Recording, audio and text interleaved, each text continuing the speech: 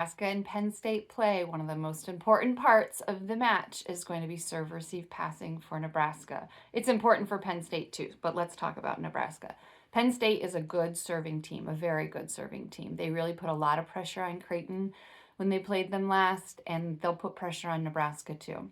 We also know Nebraska is one of the best serve receive passing teams in the country. The numbers support that. They pass a lot of good balls. You'll hear announcers talk a lot about in system and out of system. So I wanted to put a little bit more detail into that and give you some context to understand really what it all means. So in this whiteboard example, Nebraska is receiving the serve. So this is Nebraska on this side here. I put them in rotation 1, so Bergen Riley is in the right front position. She's got 2 hitters stacked over here, and then she's got her serve receive passers back here.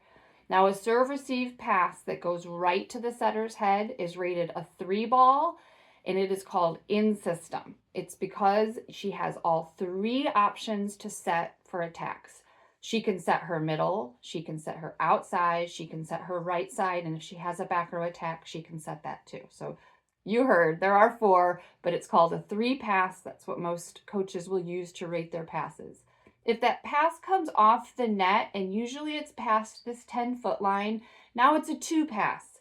She really can't set that middle attacker anymore. I'll talk about that in more detail in just a second. She can set her right side, she can set her outside, and again, that back row is an option for all of these passing ratings. Now, if the pass is way back here, it's a poor pass. We're really just glad to get second hands on it. That's rated a 1 pass. We have 1 option. We're glad to get the ball over the net. We're going to try to take a swing at it. And if it's a shanked pass, it's unreturnable. That's a 0. So let's talk a little bit more about this in-between pass here too, the one that was rated a 2. Put these on here so you can see them. Remember, right on top of the setter's head, she's got all the options. That's a 3. This one right here is the one we want to talk about.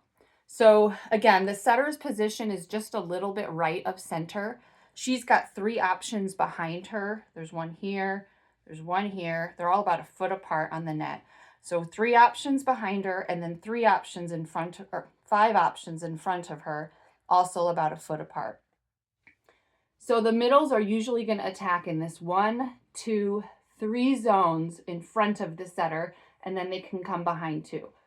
When the setter has to come all the way out here past the 10-foot line to set this ball, this 2 rated ball, this set right next to her, the 1 or the 2, is really not possible anymore. The ball is behind the middle. She cannot see it. The set is coming from over her shoulder. It's not a good option. But this one is possible still. A good setter like Bergen Riley can set this gap flare 31 set right out to here, okay? So this one is still possible, and if the setter can get good hands on it, that will surprise the middles if they're not dedicated following the middle. It will surprise the opposing middles. So this 2 ball for a good setter is still possible to set this gap set. She obviously can still set the outside set, and then she can still set this. Again, the slide is not possible when you get to this 2. Maybe the slide is possible if the ball is passed to here. She can still get around and run the slide, and you can call that in system. You are running your offensive system when the ball is set to here or the ball is passed to here. But when you get to here, or if you get to here, you're no longer running your offensive system. You're going to try to run an offense, but it isn't the system that you set up for this rotation. It isn't the whole play that was meant to decoy blockers or take away blockers from the set that you were planning to do. So when the announcers are talking in system, out of system, this is what you're doing.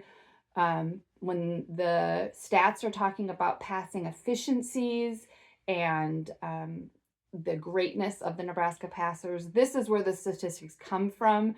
You won't find these on the NCAA stats, but the coaches are keeping them for sure.